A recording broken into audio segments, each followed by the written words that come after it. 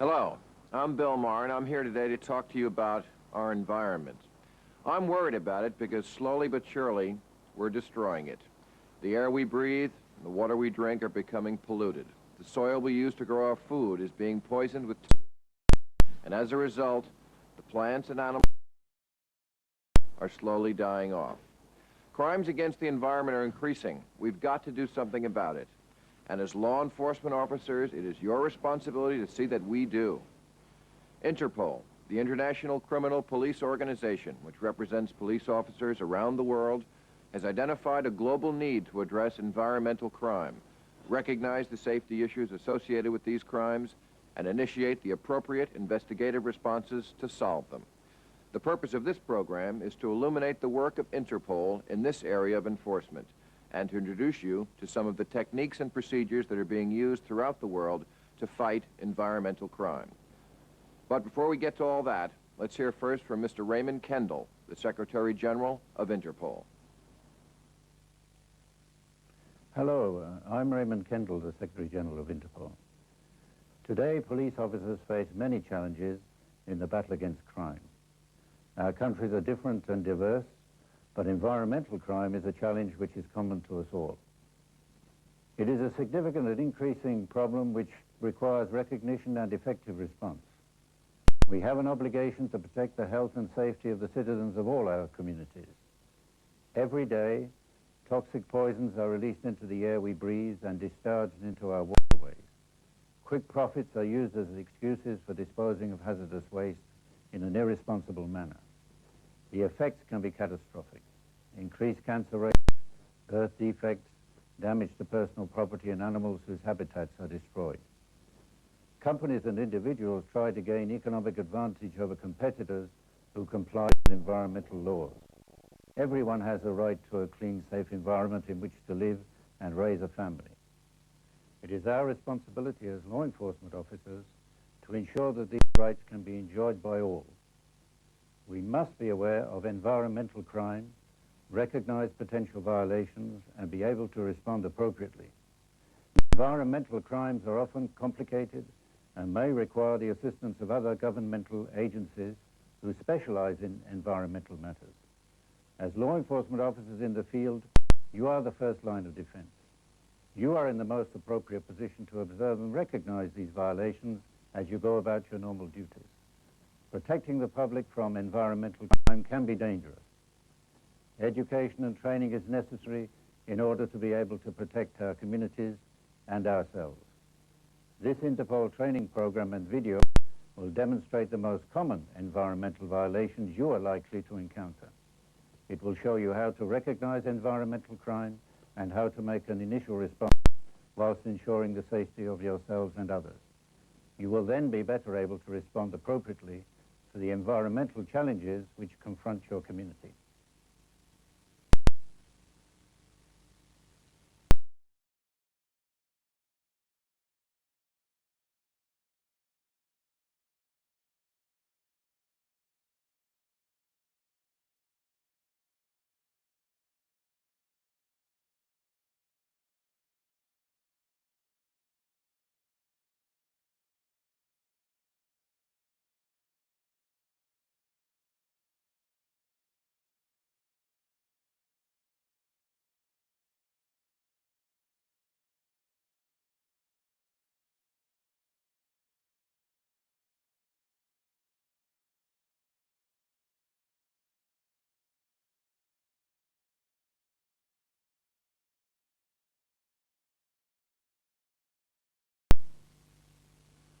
In the next several days, you'll see several scenarios dealing with environmental pollution and the protection of wildlife. The purpose of these dramatizations is to help you become aware of some of the more prevalent of these criminal activities and the safety issues relating to them. Each scenario will allow you to examine some common violations of environmental law. You'll witness how the officers at the scene recognize the violation and identify the potential safety issues. You'll see how cooperation between law enforcement and regulatory agencies help to bring about lawful arrests and safe, efficient solutions to each situation. Now let's take a look at our first scenario. In this scenario, police officers respond to the report of a fish kill. Although the violation appears to be unintentional, the severe effects of toxins introduced into rivers and streams is clearly evident. What on earth is going on here? What's with all these dead fish? This is awful. Oh, hello, here.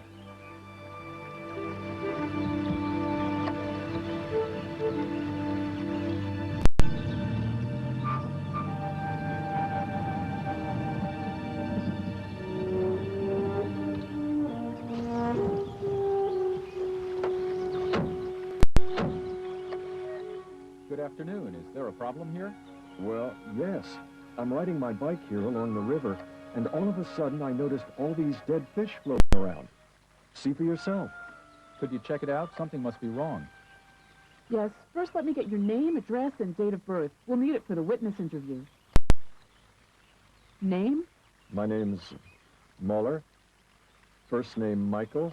Yes, yes. I live in Limburg, Wagnerstrasse 8, and I was born in Heidelberg on March 11th, 1965. Okay, well, let me see if I can figure out why these fish are dying. Hey, look, what's that farmer doing over there? Maybe he has something to do with whatever it is that's killing these fish. I'll go check and get some information. Meanwhile, you can take the necessary photographs and notify the Environmental Protection Agency. Thanks for your help. We'll be in touch regarding the witness interview. Thanks a lot.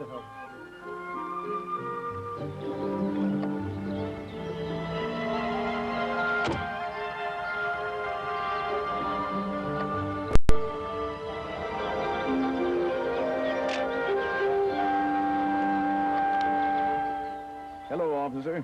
What's up? Can I help you? I'm with the Wiesbaden Water Guard. What's going on here? Well, I just finished spreading manure in my field, and now I'm rinsing out the tank and emptying it into the river. Shut it off now. Stop. Look what's happening here. Let me explain what's going on. There are several dead fish downstream, and it's possible that you're causing a fish kill. No, that's not possible. This is nothing but rinsing water.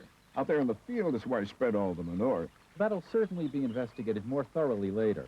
We've already reported the case to the Environmental Protection Agency. I know they'll need some water samples, and the dead fish will be taken to a lab and tested. Then we'll know if your water is killing the fish. But we've always done it this way. My father always did it. There's no reason we should stop. This doesn't kill fish. Well, look over there. See how many fish are dead. None. I've never seen any dead fish here. Come and see for yourself. Maybe then you'll realize what it is you've done. Let's have a look at it. Okay, good.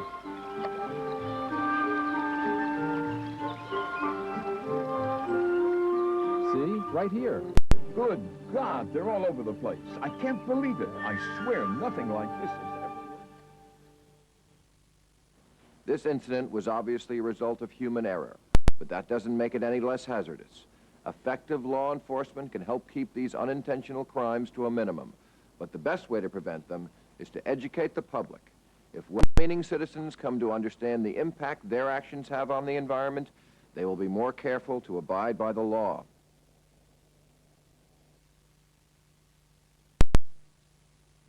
In this scenario, officers respond to a tanker leaking oil into a harbor. In a situation such as this, quick and decisive action by law enforcement officials can help avert severe damage to the water and surrounding shoreline.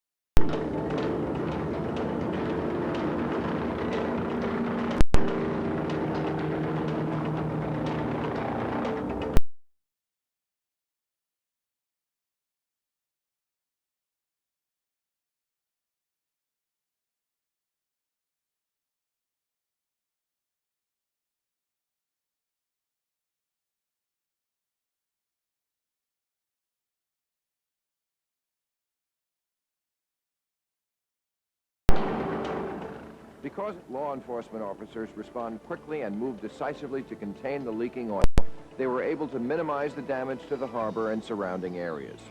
The response team was also very well equipped to deal with this type of situation.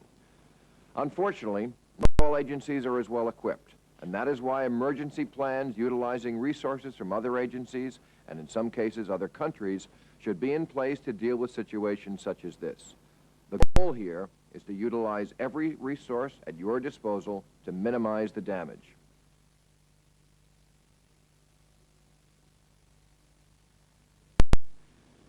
This next scenario teaches us that environmental crime respects no national borders.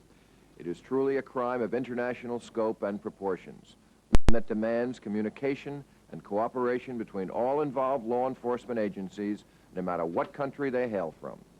Because only with the full cooperation of all countries involved can we hope to stop these international criminals.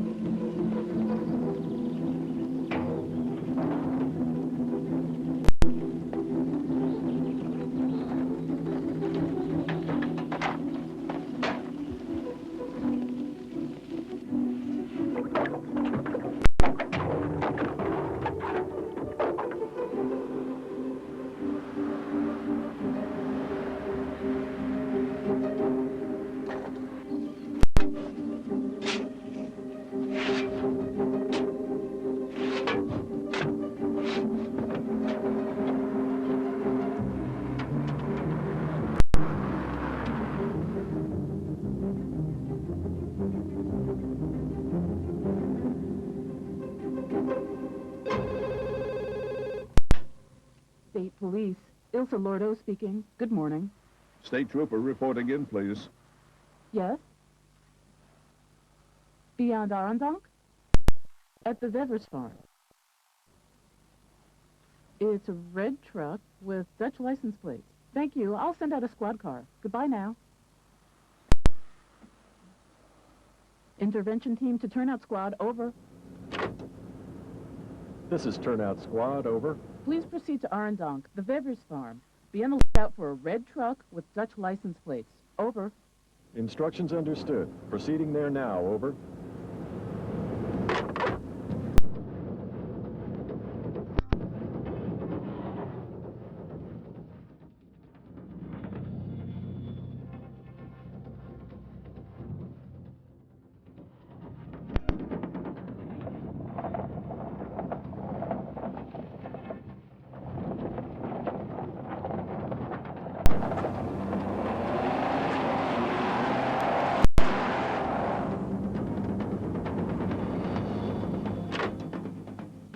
This is Turnout Squad. I've just spotted the vehicle. License Bravo, Foxtrot, 33.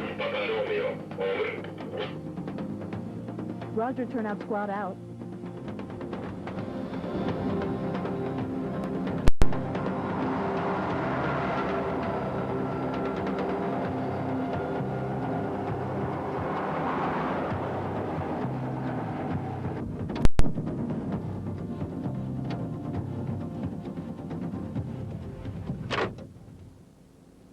This is Turnout Squad.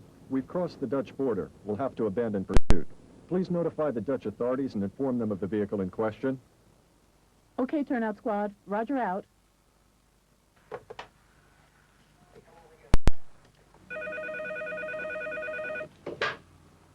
Good morning, police Tilburg.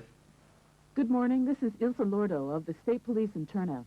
A Dutch truck is crossing the border. At the border crossing between Arendonk and Ruzzo. Reuzel, Arendonk. Okay, what kind of truck is it? Red Mercedes truck. You got the license plate? The license plate is Bravo, Foxtrot, 33, Papa, Romeo. All right, thanks for your call. Bye. 3802, 3802. Can you please look out for a red Mercedes truck with license plate Bravo Foxtrot 33 Papa Romeo? They are suspected of illegal dumping in Belgium. Over.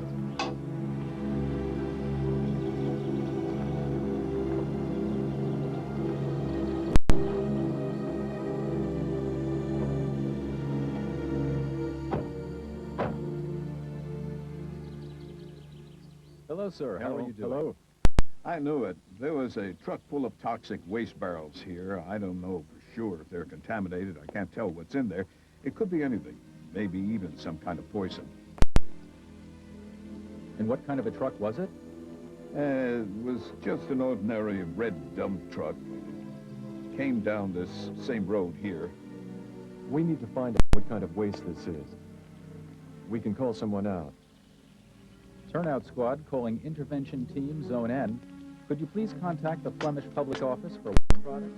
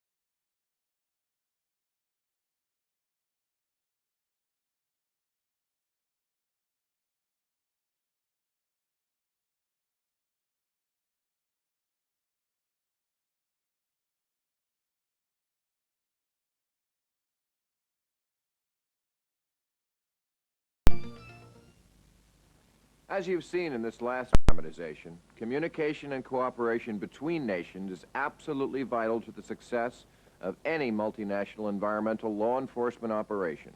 Police officers on each side of the border must work in unison to ensure a safe and effective coordinated effort.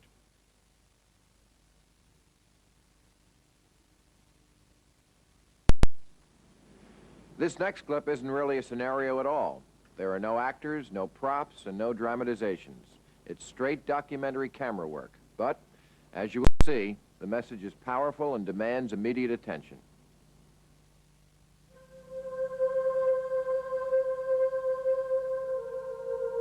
Life on the third planet from the sun is truly a miracle in the making. For millions and millions of years, a perfectly balanced combination of hydrogen, nitrogen, oxygen, and carbon, replenished by the very life it creates, has continued to forge the wondrous building blocks that make up our ever-expanding circle of life. Millions of species, animal and plant, share our world and give it the variety and beauty that make our globe the miracle that it is. And for each form of life, there is a purpose. For each plays its own irreplaceable role in the infinitely fragile balancing act that is our ecology. But the ecology is in trouble. Over the last century, the delicate balance that has nurtured our environment has begun to shift slowly at first, but accelerating year after year. Over the last century, we have lost 1/2 of our planet's animal and plant species. And we humans are the ones to blame. First, as we race to claim more and more land for ourselves, we have leveled millions and millions of acres of rainforest.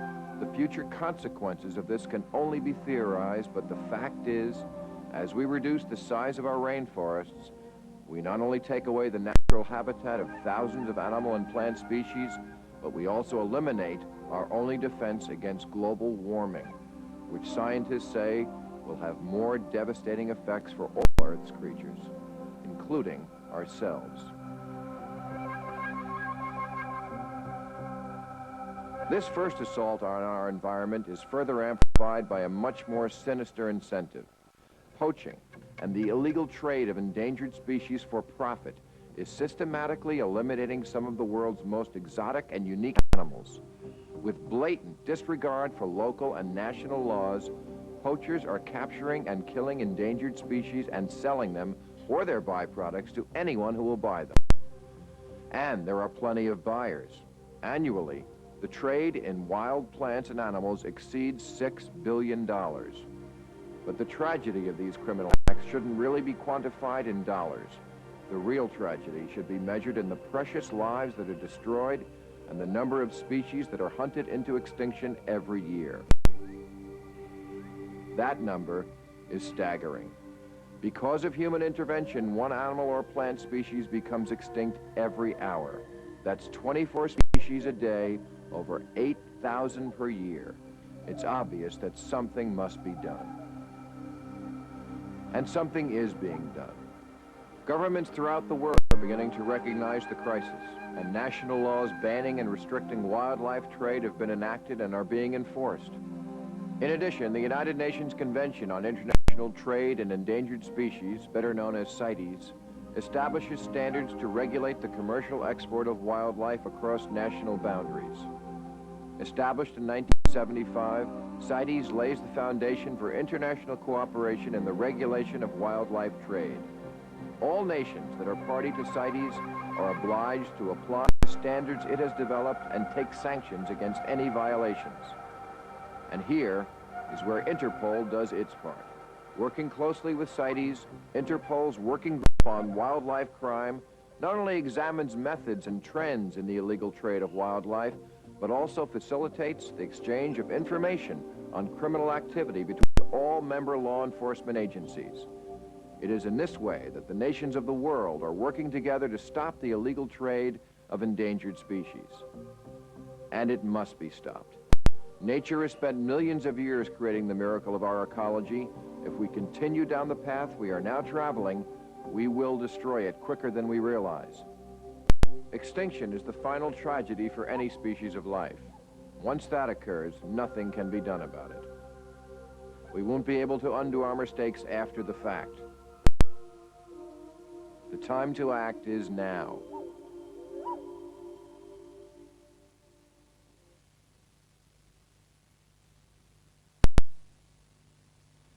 This next scenario demonstrates another multinational environmental crime involving the transport of CFCs. Remember, when it comes to working environmental issues, apprehending the suspect is only a small part of the big picture. Safe containment and control of the pollutants should be your highest priority.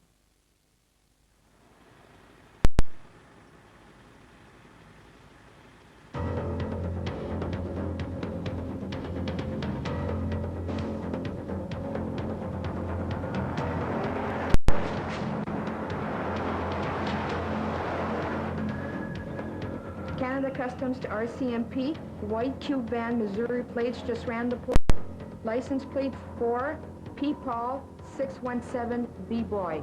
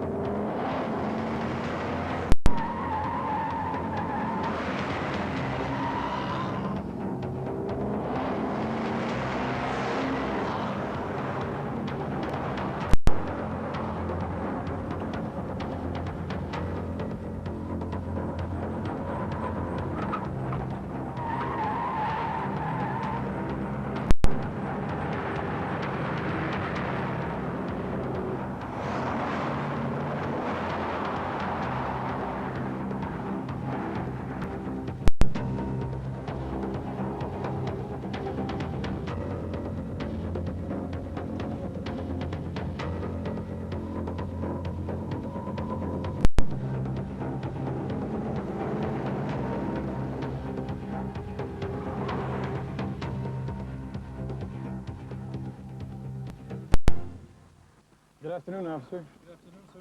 We have information to the effect that you ran the border. Are you traveling alone? Yes, I am. You want to turn your motor off and step outside, please? Just go behind the truck.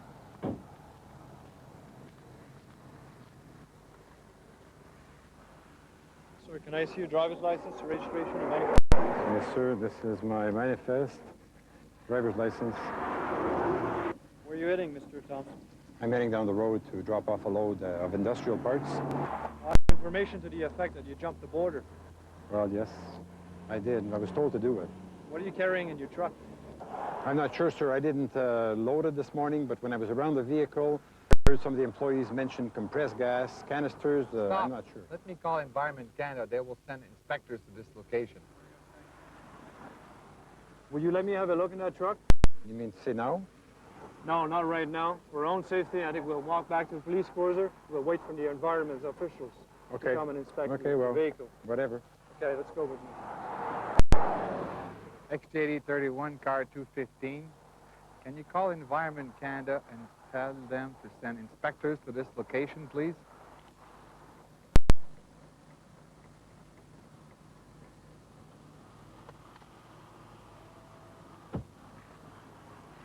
Hi. Hey, guys. We got this vehicle that ran across the border, and we just talked to the driver, and he says he is carrying compressed gas. We're not sure about it. Compressed gas?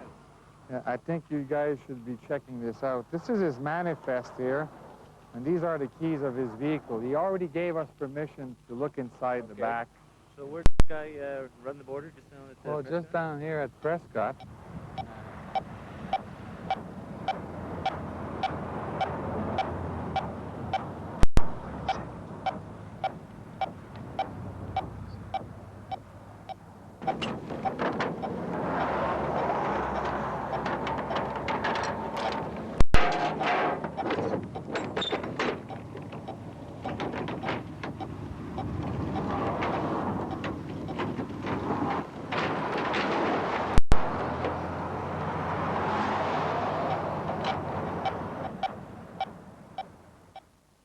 As a result of decisive action taken by the arresting officers in this case, an illegal shipment of dangerous CFC canisters was stopped, and the agency that is equipped to handle this type of emergency was immediately called in to safely control the situation.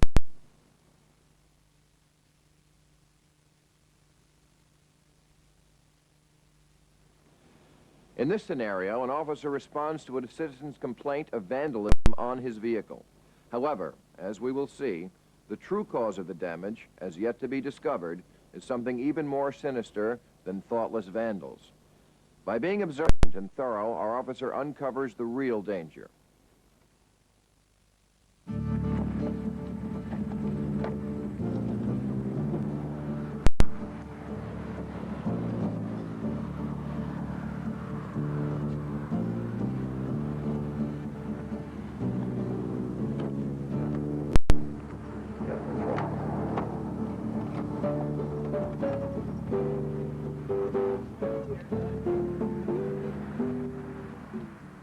Morning, sir. Good morning. Are you the gentleman calling about the complaint damage? Yes, my name is David Scott. I live right here. What seems to be the problem, Mr. Well, Scott? look at my car. I see that. What happened here? Some punk ruined the paint job. Looks like you got those spots everywhere in your car. So what are you going to do about it? We'll do everything we can, sir. Is this the first time you see that in your vehicle? That's all it takes.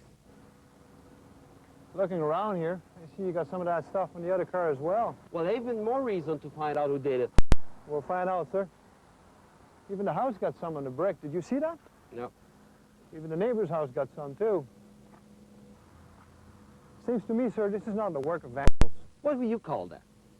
I think we're looking at a problem with the pollution, some fallouts from the atmosphere. Let me call Environment Canada, see if they can help us on this. Station from 215 in Portable. We want to get a hold of Environment Canada officers, have them attend a location here. We have a pollution problem, we believe. Thank you. We'll be on their way, sir. Before we go any further, let me ask you a few questions here. When did you last park your car here? Well, around 6:30 last night. And when did you first notice the damage? Well, this morning around 7:30 when I came out to get the paper. And when you came out this morning, did you feel anything out in the atmosphere, in the air? Nope. Everything was normal? Everything was fine. Okay, I'll file in your report, sir, for the insurance. In the meantime, we'll wait for the Environment Canada officers to get here, and they'll review the situation with us, and we'll find out what happened exactly. Well, thank you. I appreciate it. And I'm sorry if I was a little bit hot on you. It's quite all right, sir. I can understand and appreciate your feelings. Thank you. You're welcome.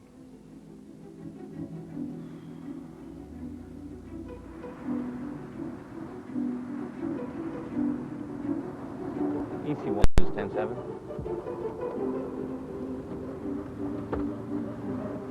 Hey, good morning, guys. Hey, how you doing? Good, good. What you got? Well, thanks for coming down. We got a call initially for a paint damage on the gentleman's car, and I think there's more to it than that. Looking back at the factory there, the chimney stacks, seems to me we have a pollution situation here. So why don't you come have a look at it? Yeah. Okay.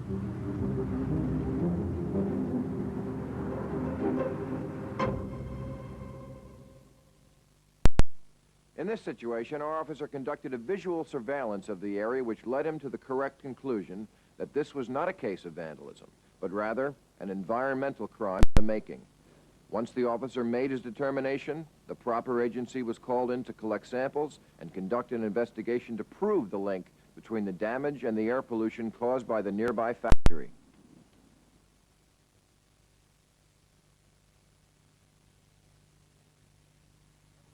During the course of this program, you've seen some scenarios that have been designed to get you to look at environmental crimes with a new perspective. I hope that as a result of these dramatizations, you have learned of the importance of protecting multinational environmental laws and have become more aware of your responsibilities in upholding them. Unfortunately, there are those who will pollute this planet because it is cheaper than disposing of their waste in the proper way. It's your job to apprehend these criminals so that they can be prosecuted to the full extent of the law. And to that end, we move to the final phase of this program, where you will be called upon through practical exercises to demonstrate what we've learned in these scenarios about preserving the environment and ensuring officer safety.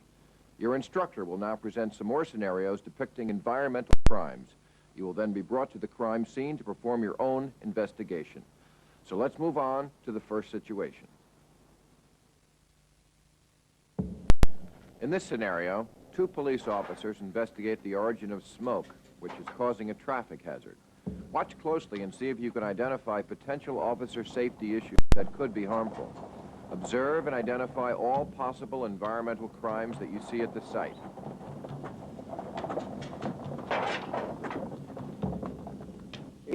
Check it out, man.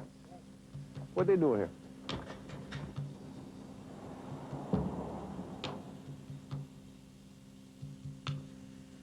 Good afternoon, gentlemen. I'm Officer Nero with the RCMP, my colleague, Officer Medor. Yeah. Before we go anywhere, you're going to have to take that smoke off right away. We saw smoke coming off the highway quite some ways away here, and this may cause a hazard to motorists on the highway. Oh, yeah? Okay? Okay, whatever. Can I see some identification from both of you guys? Yeah, it should be here somewhere. I'm Pete Larson. I'm from Cornwall here. I'm Jim Kellogg, Where are you from, Sir Kellogg? Montreal. Listen, officers, we're not doing anything wrong here. We're just melting down the wire, taking the copper out from Mr. Worthy. We got to get it done this afternoon. This is the quickest way, so. You mean you're melting the insulation off this wire to get to the copper? Yes, it's nothing we haven't done before. But what are you using to feed the fire? Well, we got the tires over there, and we got the waste oil here, but it don't burn too good, eh? Now, do you guys have a permit from the Environment Canada office for that? Permits. I don't know anything about permits. Permits, listen, all I know is that if we don't get this done by the end of this afternoon, we're out of a job. I'll call Environment Canada, see if Mr. Worthy's got a permit. Yeah, and if they don't, make sure you get here fast. Okay. Guys. Thanks. Now, back to you, sir. You want to make sure that this fire is out for the rest of the day, okay? As far as we're concerned, there's a danger here. And by the way, looking back at those refrigerators back there, so you want to come with me for a minute? What about them? XJ8031, car 215. You mean to tell me that you don't have the proper equipment to collect those toxic gases from there? I don't know. I don't know. You mean you're letting those toxic gases out in the atmosphere? All I could tell you is that we do exactly what Mr. Worthy tells me, okay? I don't know nothing about no permits and gas and all this. Louis, no permit. No permits, eh? Nothing at all. Mr. Larson, where did you get the oil to start this fire? Oh, right in those barrels. Like Jim said, it doesn't burn very good, but that's what we use whenever we have to burn something. Well, that's wrong, Mr. Larson.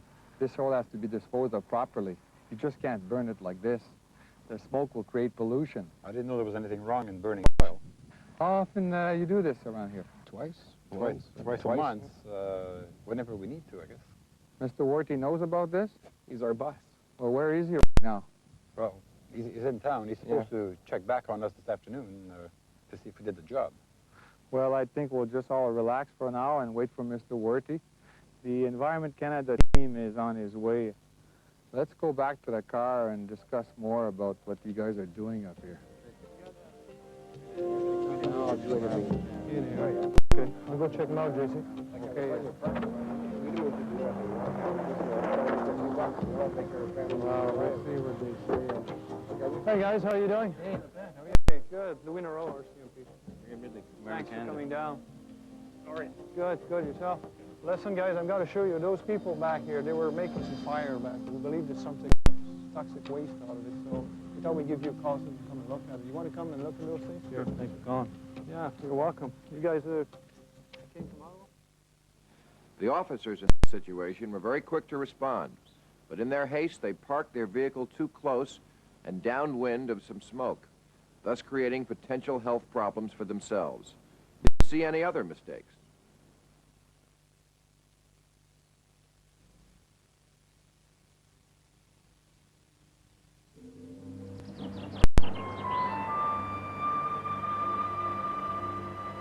In this scenario, two officers respond to a complaint from a farmer concerning some dead livestock. In this particular case, the farmer's land is located near an area that is frequently used as an illegal waste dumping site by local industry and private citizens.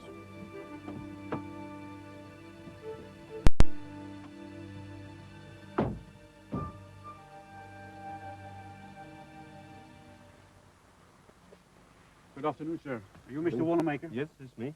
I'm Officer Bellows. I'm Officer Elmer. Jim Wanamaker. We understand you have some dead livestock here, sir.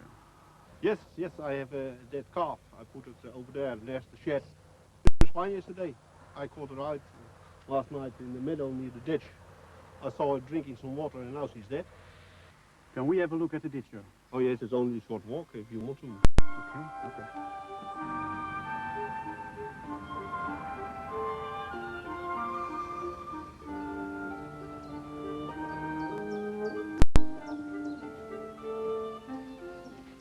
Well, officers, over there you see my property.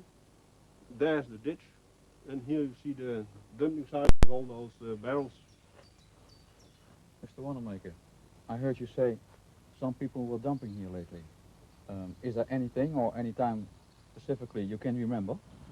Well, yeah, I think it was 2 or 3 weeks ago, a guy from a store, discount cleaner or something like that in town was dumping here, and I yelled at him that this wasn't a commercial dumping site, so he yelled back I should mind my own business, and so I did.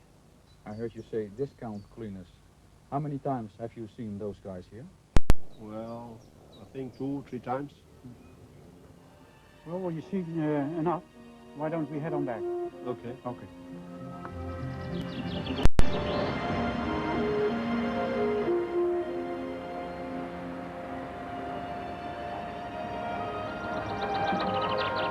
Well, we're sorry about your dead calf, Mr. Wanamaker. We bring special services out here to investigate, and in the meantime, put your livestock away from the dump. Yeah, you can be sure of that. And thank you for coming up so quick. Thank you. You're welcome. Yes, sir. Okay, goodbye. That's a shame. It is. It's a good thing that we bring special services out here and investigate. In the meantime, why don't we head back to town and have a closer look at the discount cleaners?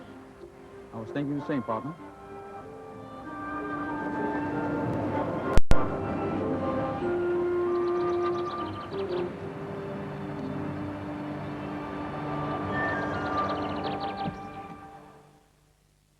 Quick response by our officers resulted in the arrest being made at the dry cleaning establishment that the farmer identified during the investigation. And as a result, the damage was limited to the one poisoned calf and no toxins were released into the food chain. It's unsettling to think what may have happened if this crime had gone undetected. Hazardous waste could easily have been ingested by a large number of cattle, leading to a severe health risk for humans at the end of the food chain.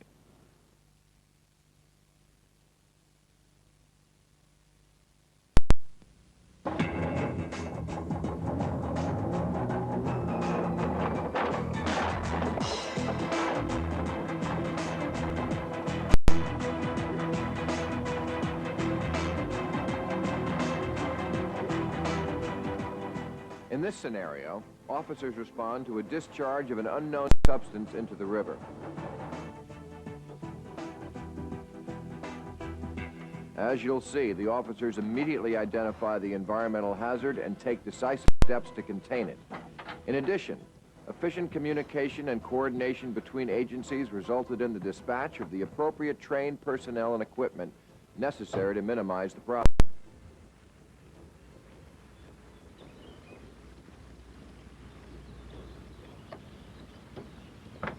Hello, sir. I'm from the Wiesbaden Water Guard. You must be Mr. Baum. Yes, sir. I called a few minutes ago. I see. Because of this mess. You're right. It does look bad. Hello, Wiesbaden Station. Come in. Yes, we need to report a fairly large-scale case of water pollution. Yellow substance, and it has a very strong odor. It looks like it's a chemical released into the water. We need you to dispatch the fire patrol and a water rescue vehicle immediately. We're on the Rhine River bank at the Biebrich 2 sewer treatment plant. Thank you. Over.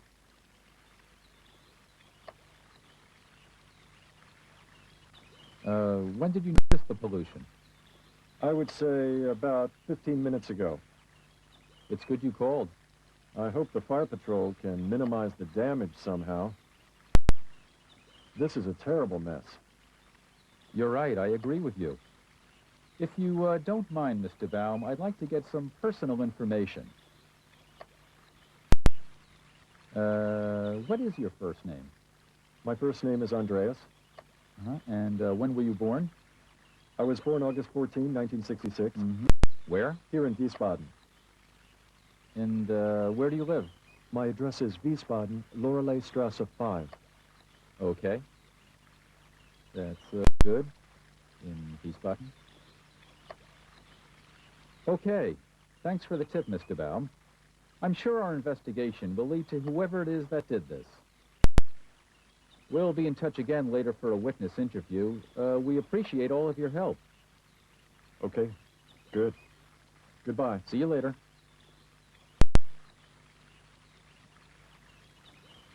Hey, how are you? My God, what's that? How long's this stuff been flowing?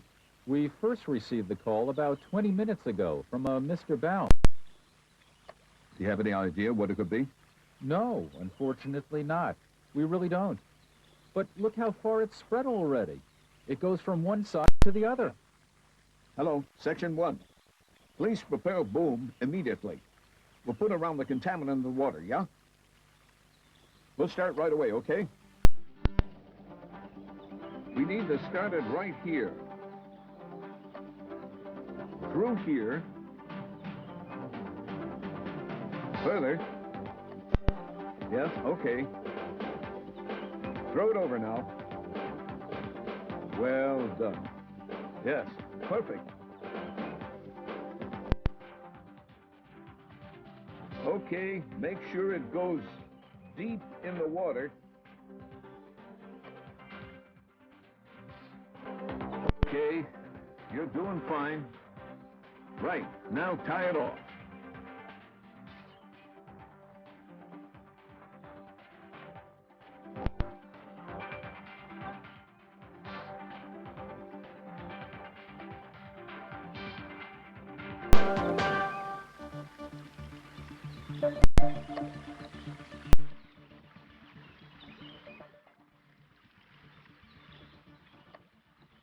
Here, let me help.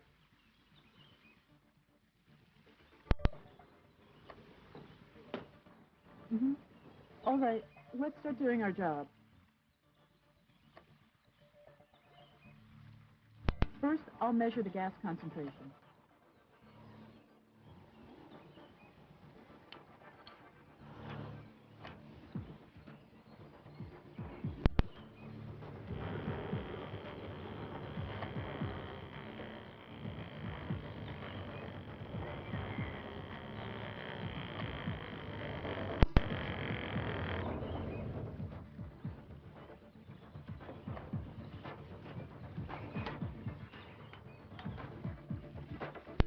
There's no measurable gas in the air. We'll take the photographs now.